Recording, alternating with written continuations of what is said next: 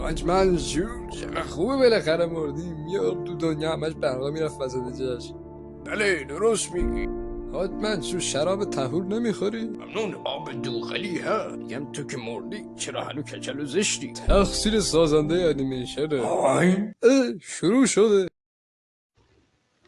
به چه کار آیدت ز گل طبقی، از گلستان من ببر ورقی.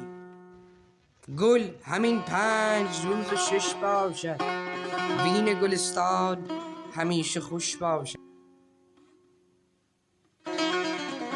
ملک زاده ای را شنیدم که کوتاه بود و حقیر، و دیگر برادرانش بلند و خوب روی.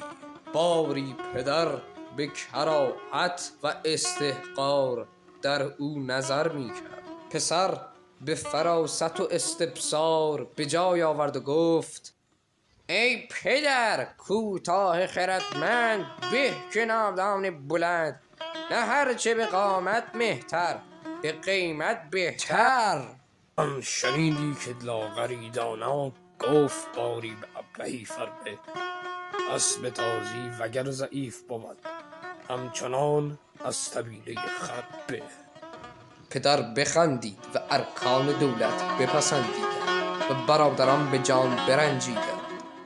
او مرد سخن نگفته باشد، عیب و هنرش نهفته باشد. هر پیسه گمان مبر نهالی، باشد که پلنگ خفته باشد.